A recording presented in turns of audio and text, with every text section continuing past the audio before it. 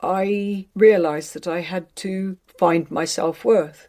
And I'd always thought it was a really selfish journey because if you love yourself, I thought that makes you very selfish. It doesn't actually, because unless you love yourself, you can never, ever love anything or anybody else.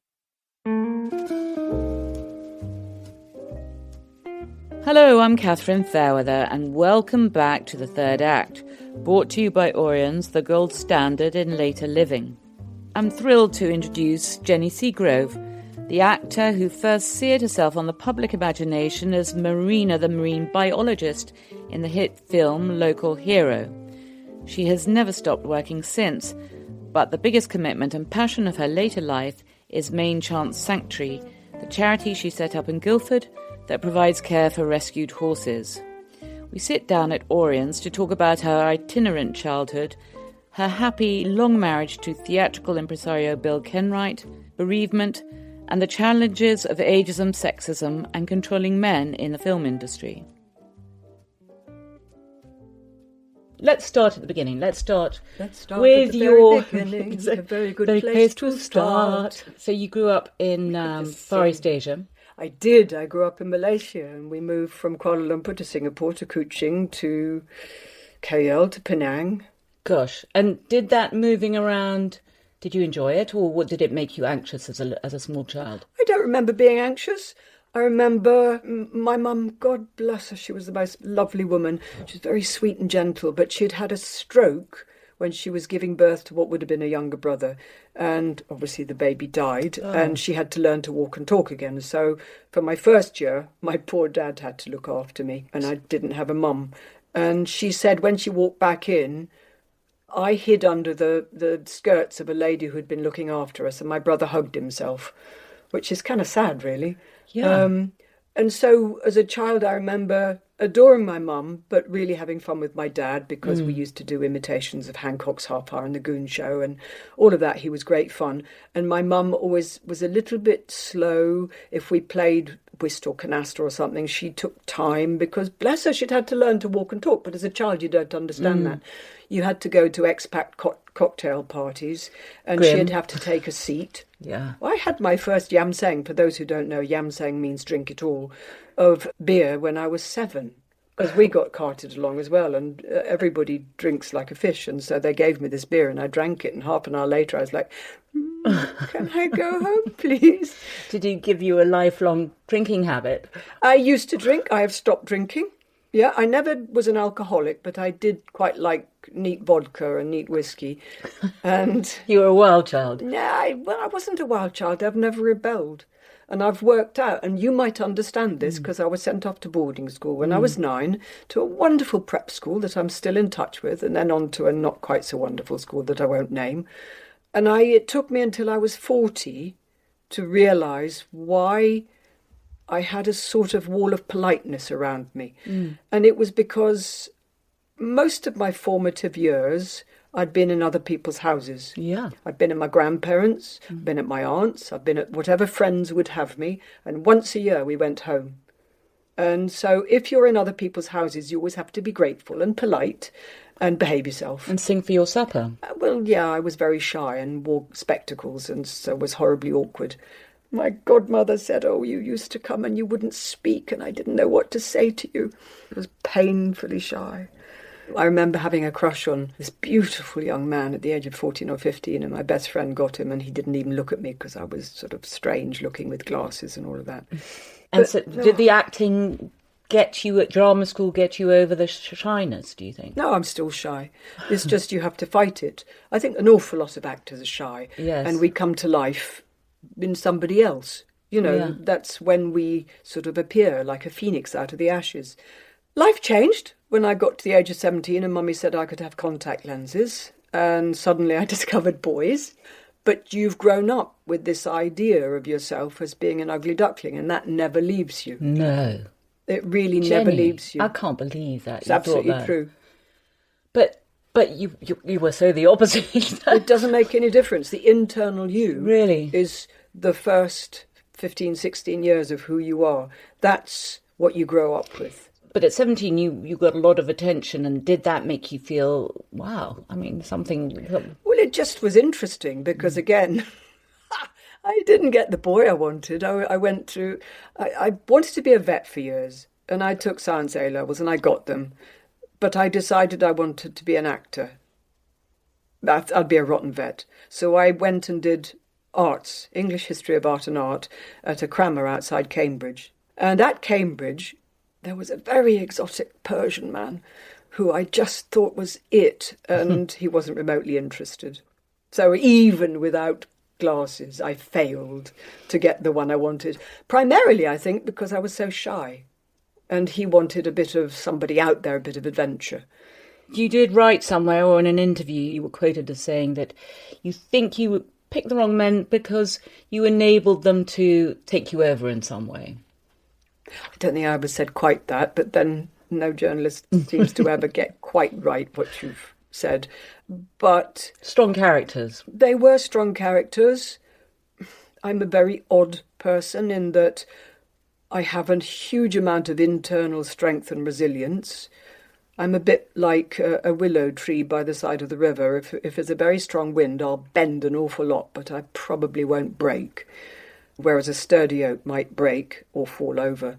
But on the outside, I'm trying to reinvent myself. You reinvent yourself through life an awful lot. And it has been a journey of not reinvention, but of seeking from somebody who really had no self-worth. And it's not my parents' fault. I have no idea why I had no self-worth, but I didn't. It was a very loving home. And I've had a very lucky and privileged life, but I had no self-worth. And it has been a journey of meeting people who have wanted to take me and mould me, or abuse is a strong word, but not treat me terribly well. And I had to emotionally learn to, as it were, stand on my own feet and walk. When do you think that awakening happened? How old do you think you were when you thought, I can stand on my own two feet? I realised I had to, after I left my husband, late 20s, I went to a therapist and I discovered anger, which is alien to me. I don't like anger, and I hate confrontation. I'll do almost everything not to have to confront anything. But some things you have to confront.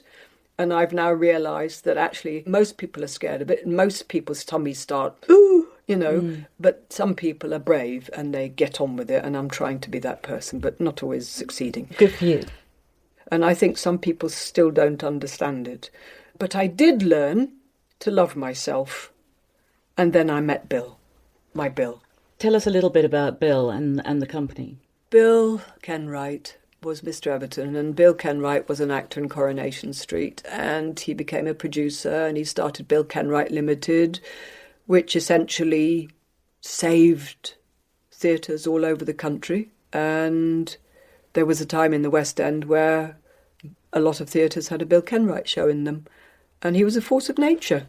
And then he started BK Studios, which was a film studio, so he was a real Renaissance man, coming from nothing in Liverpool and just making this extraordinary empire and quietly sharing. I mean, he didn't have money, and then he made a lot of money by selling Everton, and he gave an awful lot away because he had a thing about money and things, a sort of guilt, which I completely understand and sort of share, in that why should he have it and other people have so little? So he would give a huge amount away, which was part of the reason I loved him so much.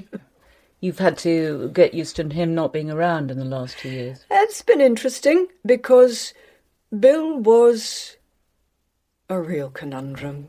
God, he was a wonderful man. He was a good man. He was a ruthless man. He'd haggle over a penny but give you everything he had. He also wanted to fix things in people's lives and to take care of people.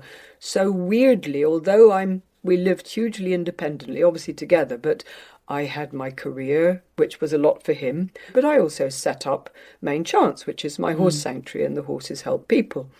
And so I was doing other things, and he was incredibly respectful of what I was doing. But he also had this capacity to almost put cotton wool round you and protect you from the world, because he didn't want me to be hurt. How wonderful. Well, it was wonderful, except that when he passed, I realised that I'd stayed innocent, and actually I was in the jungle. So I had to learn to be in the jungle quite quickly. Especially as when he passed, I had the choice to make, which was, do I keep his business, Bill Kenwright Limited, going, or do I let it just go? And I thought, no, I have to keep it going. So I've been the chair of that business since his death, and it's been a huge learning curve. I bet. And exciting and challenging and terrifying and all of the above. And what have you learnt in the process about yourself that you didn't know? What qualities in yourself have you learned? Or I don't know, faults or qualities? Well, I've seen in action something that used to drive Bill mad. He used to call me Jerky Jenny. And I have a terrible impulse when something happens and I get anxious or emotional about something. I want to go and deal with it immediately. And he said, Jen, just calm down. You need to stop and you need to think and not just fire off an email or a text or answer immediately, because it will be the wrong one. And on a couple of occasions in the last 2 years, I've caught myself reacting in the old Jenny style, Jerky Jenny. And I've been so mortified and ashamed.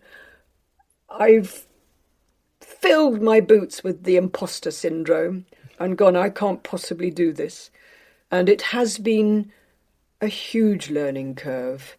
And I think that's really good, because as you get older, and I'm struggling to understand that I'm the age I am, because we all have this problem. Yes. You know, you think you're 25. Yes, I but agree. the whole of your life. And Yes. people look at you and go, who's that old woman? And I still think I can play leading ladies. And of course I can't. In fact, in the last week, I've been offered 2 grieving grannies. And I'm like, okay, get your head round that. That's as an actor. And I've actually accepted one of them. And it's quite liberating to be able to play someone of your own age rather than trying to look younger and worry about side lighting and wrinkles and But you've all worked of pretty that. consistently, haven't you, for 5 decades? I mean, you haven't really stopped working. Hang on, 5 decades. I left drama school in 1979 and I went straight into the theatre, got my equity card and then just had huge luck. I really did. I went from job to job. My favourite film of all, actually. Local Hero. It is my favourite Oh, film. it's wonderful. It God, still it's- works. It's still, I just saw it the other day, before I knew I was speaking to, oh my God, that film. Why do I love it so much? Well, you're so marvellous in it. You're luminous in it. And you never, the image of you coming out of the sea never leaves you. It's so magical, but it's the music as We well. had isn't such it? fun making that Did you? film. You can see you did. It was just a joy. Bill Forsyth was so understated and so gentle and so wonderful. David Putnam had produced it. Our first assistant director had organised it so well so that in the middle of the Scottish Highlands, we actually stopped to watch the Derby televised in a roughshod television thing because the crew wanted to watch it. And in the middle of nowhere, that we were watching the Derby. Not that I was, because I hate horse racing, but, you know, I mean, that's how much fun it was. So you were in your Local Hero was your early 20s, wasn't it? You were in your early 20s. Yes. Anyway, that was marvellous, and you've worked pretty much consistently ever since. So you've discovered... So have you taken on Everton as well? Is that part of your... No, God, can you imagine? Bill had sold Everton. He stayed on as chairman, and when he passed, then the owner sold it to some new owners. And so I still retain my love of Everton, because once a blue, always a blue. And I came to the party and I joined the party and I stayed in the party. And, well, it wasn't a hardship to join in. It wasn't a hardship at all. In fact, I got my own back on a journalist who did a TV interview. I won't say who the journalist was, but I was on telly and he said, so you're with Bill Kenwright. Are you an Everton supporter? And I went, yes, of course I am. And he went, oh, really? Tell me some of the players. So I listed the entire team. And his face was a picture. And the other time I got my own back on someone was I was doing The Miracle Worker on stage, and I'd learnt American Sign Language. And I'd been 5 years with Michael Winner, which had been interesting. And people insisted whenever I went anywhere and asking me about what life was like with Michael. And I didn't want to talk about it because A, it was private, and B, it was past. I was with Bill now. So I went on the telly and this journalist said, she said something really snide about being with Michael. And so I can't actually say the word, but it begins with F and ends in K. Sign languaged her off. And it was very clear what I was saying, but it wasn't actually. It was in American Sign Language, and that gave me a great deal of satisfaction. And, God, I interviewed Michael once or twice. Michael Winner? Yes, that was. I found him terrifying. So I don't know, maybe he wasn't terrifying to live with, but I remember it was I had to ring him at the exact time before 1 o'clock, I think, before 1 o'clock in the afternoon, obviously. And if I was 1 minute late, he was very... Darling, why are you late? So he liked shouting at people. Yes. He loved shouting at people. That must have been difficult for someone who hated confrontation. That side of him was very difficult. It was very, very funny. He was a very funny man. Life was an adventure. It wasn't easy. But fun. It was great fun. And he was a little boy who just wanted love. Yeah. And you could give that. But you know what? We all marry our alter ego, don't we? So, or end up with. Yeah, but I did have to leave him in the end. Did you take on his passion for food? No. So it wasn't like with Bill. So the football was easier than his passion. Bill learnt my passion for animals, and I learnt Bill's passion for football. And did your passion for animals exist right from the beginning? Right from the beginning. My mum. Oh, right. She saved animals, did she? She didn't save them, but she loved them. We had dogs. I grew up with dogs. She got copies of Wildlife magazine. I've still got them. They're bound into files. And a friend of ours rescued a baby orangutan and a baby brown bear. And I remember playing with them and being heartbroken because at a certain age they were sent off to zoos, and that just was horrible, horrible. And that love of animals replaced your need to have children, presumably. I never particularly wanted children. I'm one of those strange women who, when I was younger, went, I don't want to get married, I don't want to have children. And then, of course, you get to a certain age with the right man, Bill, and your body clock goes, might be quite nice to have a child. And he's already got a daughter, so we had that conversation. He went, babe, of course, if you want one. And I thought, do you know what? I'm an actor, I'm a working actor, and I do a lot of charity work, and if I have a child, I'm going to have to give all that up. And I don't want to be a working mother with a child. I have so much admiration for women, and men now, because it's shared parenting, who bring up children and work. I think it's really hard, and I think that often, from the outside looking in, there's a lot of making up for not being there by giving stuff. And I don't know how people do it. And I don't think animals are ever a substitute, because I love animals and they're not children. But I need to nurture and I need to love and give. And certainly animals have filled that hole in my life. And when did you start Main Chance? Yeah. That happened by accident. It was back in 2011, and a girl I'd known for a long time, actually, had collected a lot of horses. And I say collected because she had the very best intentions. And she ran out of her own money, so she started borrowing from other people, and that ran out. And she got herself into a lot of trouble because she couldn't say no. And Bill and I would give her large amounts of money, and it went down the black hole, and she wasn't a charity. And eventually one day, August 2011, I remember her ringing me, and I sort of knew it would come. And she said, the horses haven't eaten for 4 days and they're kicking the doors. What do I do? And I remember myself saying, right, we're going to do it properly now. We're going to start a charity. I'm going to take responsibility. And from that moment on, I had 40 horses, but 40 other farm animals, all sorts of other creatures in my responsibility, and of course had to raise money. So that was an interesting way to start, but we've gone from strength to strength. I've made every mistake in the book because I've not run a business or a charity before, I had no idea about HR and structure and process and all of that, but you learn, you get people around you who help, you have to admit your mistakes, but you try and inspire people. And I think we've now got the most amazing place where we've got these 34, it's sometimes more, sometimes less, horses who've all been rescued from neglect, abuse, starvation, you name it. Do people ring you up and say, I've got a horse that needs saving? Yeah. They do, yeah. And an awful lot of them we have to say, I'm sorry, we can't, because otherwise we'd be overwhelmed and then we'd have to shut down.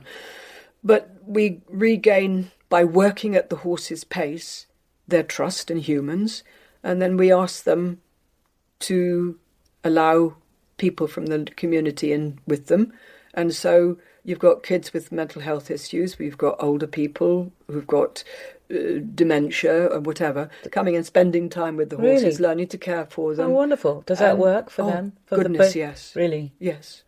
I mean, it's been proven that it's... Some wonderful success stories. Not everybody, but some. We had a young woman, she was 13 in the local school, who was about to be excluded.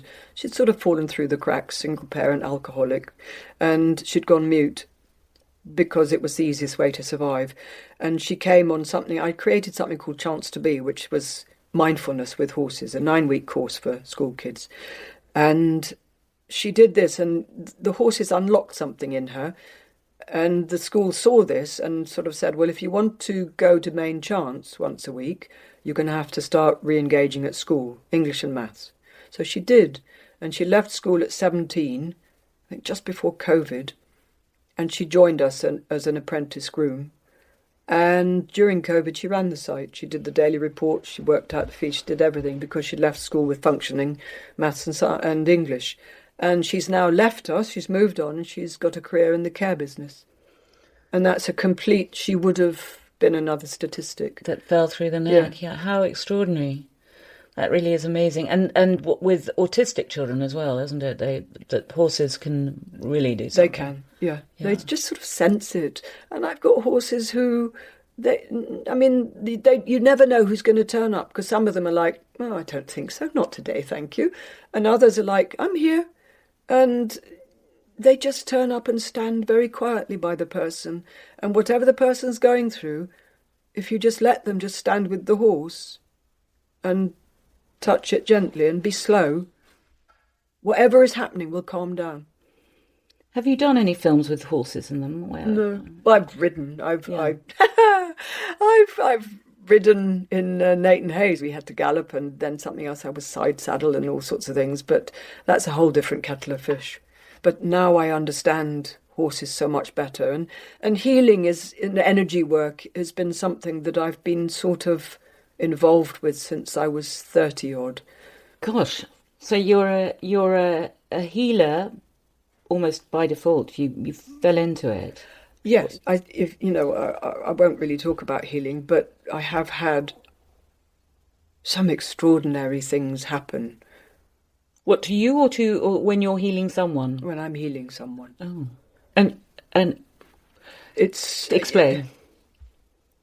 It started sort of quietly. I started to understand that you had to be in a sort of non-headspace to access the healing energy. And when you did put yourself in that space, to begin with, I started feeling these bubbles of joy. And I can only describe it as they, whoever they are, were so thrilled that I was accessing it. Amazing. And sometimes when I'm healing someone, and I know that they've got to release something, I'll just start crying, and it'll just be tears, and you have to just let it pass through you, because they're letting go of something, and I am the conduit to let it go. Healing's not about us, it's about being a channel to whatever else is out there. But the one most profound thing, and forgive me if it sounds completely bonkers, and I'm sure some people are sitting there going, this woman has lost the plot, but I swear to God it happened. I had my hands on someone and I saw this beautiful white horse standing in front of a waterfall. And it was overwhelming because it was so, all I can say is it was the physical personification of love. And I didn't know that's what it was, but I knew that I had met eyeball to spirit ball, as it were, whatever it is, in a form that it wanted me to understand. And a few days later, it was confirmed because I was walking down the road and my dog looked at me, and he looked at me with such an expression of love, and I went, oh, that was that feeling. So I knew that it was, I had seen love. You recognised that. And when you recognise love, you also have to understand that there is the possibility, because love is good, love is amazing. There is also the possibility of the other side, which is evil. And evil takes many forms. And sometimes evil is really, it's insidious. It creeps up on you and it's like, hello, Do you recognise it when No, not always. And then you suddenly go, whoa, whoa, whoa, whoa, that's not a good thing. No, I have to pull back from that. That is not a good place to be. So it's just an awareness of knowing there is goodness and love. There has to be, because the world is balanced. The world is yin and yang. There has to be evil. And we don't learn and our souls don't develop if everything is wonderful and easy. Roses need manure. And exactly. And death, people... Well, I think death is the next adventure. Yeah, you do. Are you afraid of it? No, I'm not afraid of dying. I'm afraid of how I'm going to die, because it usually involves a bit of pain, and I've still got mischief to make and a lot to do. You have. So I don't quite want to go yet, but if I do... Quite a long way from it, it seems, yeah. Well, I don't know. You never know, do you? No, I think that's there's the a other great thing. book in It's the the great sky, unknown, yeah. If the page turns and your name's on it, then that's it. End of, no matter how old you are. But I have got still quite a lot to do. And I don't know. It is the great unknown. And I don't think one should be scared of it. Because I do think passionately, and every now and then I doubt, because I doubt everything in my life. But I do believe 99.9% passionately that there is something else out there. Do you? I really do. But you're obviously, it's both self-aware. You said that you don't know who you are yet, and you're the most self-aware person I've spoken to, but you are also obviously very finely tuned spiritually. You wouldn't be a healer if you couldn't see the horse and feel the beauty and the love. So you're spiritual, and somebody is much more than just their bones and flesh, aren't they? That the whole personality is somewhere else. It doesn't just die with you. I don't think it does. No, I probably agree. And people do have these near-death experiences where they have long white tunnels that they're shooting down and suddenly they're back and going towards the light. So, I mean, heavens, we'll have to find out, really, I think it's also really interesting in the sense of endings, and you must be used to endings of being with the sort of family of actors that you have to say goodbye to at the end of the play or film. Endings are part of life, and I think they give purpose to everything, don't they? I mean, the fact that we all age, we go through this time process, that's what gives life meaning, don't you think? We also make space for new life. Yeah. If we sat here until we were 300, 400, 1,000 years old, there'd be 500 billion trillion people on this poor planet. So you have to die. You have to get older. You have to get the aging process is important. Otherwise, we'd never want to leave this blissful, beautiful world. I know. So it's taken me this long, and I am in my past 65, which is so shocking. How did I get there? But then you see, it sounds so ungrateful because some people don't even make 65. No. So how lucky are we to actually still be here? And I'm very hypermobile, so I can still do all sorts of things and cross my legs and sit on the floor and then get up without using my arms, because apparently on Instagram that's what you have to do. That is, yes. Yeah. So I can do that. And I'm incredibly flexible and still strong, because I make sure I am, because as an actor you've got to be able to move. Yeah. And one of the things I realise, I'm segging off all over the place, and you're making me think of this, which is what I'm going to talk about, is Instagram, where you learn all sorts of things, some of which are false. And I just, in the last few weeks, got terribly, terribly, terribly vulnerable and depressed. And I couldn't understand why, because I thought, things are quite good. Why am I feeling as if I've had a layer of skin ripped off? And any time I see something, I want to burst into tears. And I realised it was because AI has sent me on my Instagram feed everything about animals needing rescuing. And each one is such a story. And they build up in your psyche after a while. So I've now had to stop watching. I can't watch it. I think I have to come off it completely as well. Yeah, I'm not off it because every morning I do a post on Twitter, Blue Sky and Insta, and it started in COVID, and it's 30 to 40 seconds or sometimes less of my Springer Spaniel on our morning walk. And when Bill passed, I thought, oh, this is my chance to stop. But everybody really enjoyed it, so I just keep going.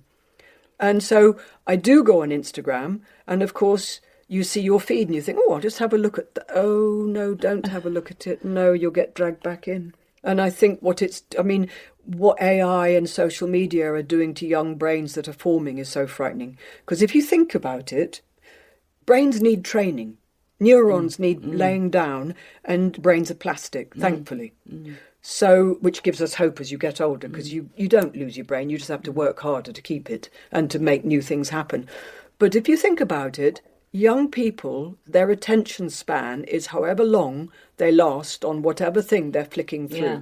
So they're learning, their brains are learning 20-second, 10-second, 30-second max attention span. So of course everybody's getting ADHD. Never mind what else is happening. Well, I hope they ban phones from schools, I really do. They should ban phones from people until they're 18. Yeah, I so... Or even 21. Yeah, if they can. Well, they won't be able to because the genie's out. But some young people are self-banning, which is good. They're actually realising... I mean, some of the kids who come to us at Main Chance, you talk to them, and some of the older ones said, oh, well, we started our social media life on MSM. Do you remember the messaging thing? Yes, that's right. Yeah. And they said what we did was we didn't have social lives. Our social life was through chatting on our phones. So we don't actually know how to be together. Which is why it's so important also to keep theatres open, because at least it's people interacting, being together, and that magic. Well, it's more than that. We've got a show that opens in Windsor on Friday called Percy Jackson, the Lightning Thief. Oh, lovely. And Percy Jackson. It's, you know it. Well, there's a song, Normal is a Myth, and ADHD is what he's got, and it's a superpower. He uses it as a superpower. And we had a letter, we had it on in London at the Other Palace, the theatre we own there, and a parent wrote us this most beautiful email saying she'd taken her 9-year-old daughter, and the kid had been bullied at school for her ADHD, and watching Percy Jackson, she realised she wasn't a freak, she wasn't alone. They were able to have a conversation around how you manage the ADHD. And I think theatre is so important for that. It's extraordinary, the capacity one has just by pretending to be somebody else in a piece that works in whatever level. You can change people's lives, and that's extraordinary alchemy, isn't it? Have you ever suffered from stage fright? Oh God, yes. Has there been a time where you really literally have frozen? I did. I dried. It was a long time ago, and I had 2-week rehearsal for a 2-hander, and it was a thriller, and I was in a wheelchair, and they'd given me a wooden wheelchair in rehearsal, and my electric mechanical wheelchair arrived at the technical. I think it may have even been the dress rehearsal. And the opening performance, I got to a bit, and I was so busy worrying about the wheelchair, I couldn't remember my lines. And I think it was Stephen Pinner, I think that's his name, wonderful actor, lovely, lovely actor, got me out of it. And I went off at the interval and I thought, I can't go back on. I'm so frightened. I'd never dried before. Never. And I did go back on, terrified. And then the next night, I dried in the same place. And then I didn't dry anymore. And it is so frightening. I bet. I heard one of your lovely, lovely podcast people, Bill Nye, talking about stage fright, and you stand on the opening night thinking, why am I doing this? Why? But he doesn't like doing theatre, does he? No. For that reason. It is so frightening. Yeah. And it never gets any easier. Wow. And I remember thinking in the West End, because I've starred in 13 or 14 shows in the West End, thinking, at the press night especially, I will never do this again. I feel so frightened and so ill. And then you get out there and you get past that, and it's a joy. And it's extraordinary, isn't it? You say you were shy, but that you can do that, you know. Yeah, but you're being somebody else. It's not you. Yeah. You know, something like this, sitting here talking to you about myself, is much more frightening. Is it? It is. Really? But you don't have to prepare, because you're just Well, you sort of, you think you do. You think, oh, you've had all these terribly interesting people on and I'm just me and that's rather dull. And then you think, well, should I give them the polished me? You know, the bit that's fearless and blah-de-blah this and all of that? Or is it more interesting to actually have a rather fractured person who's still trying to find her way? So I, as you can gather, plumped on the latter. But I'm much more interested in learning about other people. I'd actually rather sit here and talk about you. So perhaps we could turn the tables. Perhaps I can interview you. We could do a 50-50 on this podcast. Well, that's fine. You can ask me some questions later, but I haven't finished with you yet. Oh, God. I want to know, because you said earlier, I want to go back to you saying that you had disastrous relationships. But you found the man, you had an incredibly great relationship with him. What is the secret to a good relationship, a good marriage? It wasn't a marriage. I know you didn't marry, but that doesn't really matter. But you were together. What would you say? I think everybody's different. I don't think there is one secret. Partnership, not codependency, although that works for some people. What worked for us was he knew I was there for him. I knew he was there for me. So we could live our lives, but be there for each other. So it was a deep trust and love and understanding. And a knowledge that the other person is flawed, but you love their flaws as well as what makes them wonderful. And when they are being unbearable, as I can be and he could be, and you want to leave and pack your bags and go, you just take a breath and go, this'll pass.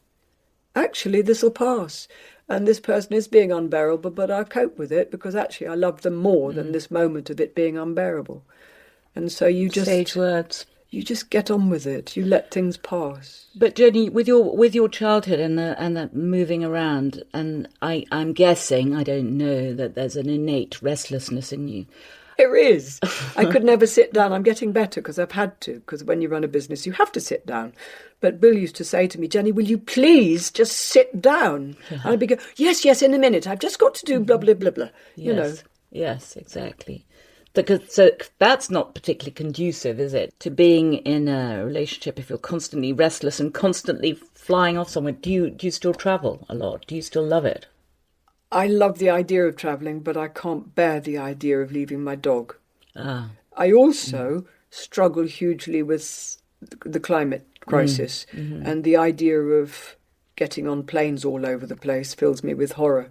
So I travel as little as I can because I'm desperate to do as much as I can for what I can do for the planet. We are in such a mess. Climate change, there's no question it's getting out of control. And the plastic crisis. Yeah. I mean, our bodies are probably all right because we've had probably 2/3 of our lives without that much plastic, microplastics. But young people and animals and innocents are being filled up with it on a daily basis because it's everywhere. It's in everything. Yeah, it can get overwhelming. Completely overwhelming. So how do you come down from this sense of wanting to save the world? Well, you can't save the world, can you? So you can only do what you can do. What you can do in your area. But it does drive me. That's why I wanted to work in charities. That's why I wanted to continue being an actor, because I think you help people. There is a desire to make a difference, not for me, my ego, but to make a difference to animals' lives, to children's lives, to old people's lives, to the planet, organic farming. Listen, it's very easy for me to sit here, and I've had an incredibly lucky and privileged life. If I'd have grown up in poverty, who knows, I might be completely different. I have been poor. I know what it feels like. But now I have enough for the moment anyway. And it's very easy for me to say, oh, people should just try and eat organic. Actually, some people can't even afford to eat vegetables, never mind organic. And what you eat will affect your moods, your energy levels, your everything. Not just your health, it's your mental health. It will affect everything. Are you careful about what you eat? Are you a vegan or a vegetarian? Or I'm a vegetarian who's so nearly vegan, but when you go on tour, it's so hard to find enough protein. And so I'm afraid I do still eat eggs that have been laid at main chance, and because I know where they've come from and they've been happy hens, and I do have a bit of cheese, and I'm not proud of it because it's part of the dairy cycle, but I only buy organic. And I would rather have less quantity and better quality so that the animals are looked after than lots and lots of stuff that I know where they've suffered. And when you look at yourself, or when you project into the future, do you ever try and imagine yourself in 10 years' time? I do. I want to be doing sort of what I'm doing now. Yeah. Could you imagine yourself in another relationship? No. No, I'm not interested. No, I've done that. And he was the one. I don't mind friendships, but I'm not interested in a relationship. I don't want to have to make all those compromises that you have to make in a relationship. And yeah, it's lonely sometimes. And sometimes you wish there was someone there who's got your back and who you can just go bleh to. But actually, no. And do you think that, and you hope that sexism and ageism in the film industry abates, or is it still quite a sort of strong thing? I think it's still quite a strong thing. It's a funny one. I mean, I've been terribly aware of getting older on screen, and I don't like it. And I agonise and I think, oh, maybe I should have a facelift. And I resist it. And then people say, oh, Jen, you should have a facelift. And I resist it. And then I get all neurotic. And then I look at some of the great performances by Judi Dench and Maggie Smith, who've got faces like road maps. And I go, but I love looking at them. I know, you're so right. I'm so pleased you haven't had a facelift. And so why would I want a facelift? Yeah. And no one's going to cast me as a young leading lady because I'm not. Whether I've got wrinkles or not, I'm not. And I don't want to look like these kind of slightly strange-looking women who've had fillers and facelifts and all of that. I don't want to be like that. No. So I've now officially declared myself a facelift-free zone. And I'll take the consequences. Well, here's to that, and here's to the next 10 years of doing what you're doing so well. And it's been such a delight talking to you, Jenny. Thank you for coming. And you, thank you. Thank you for having me.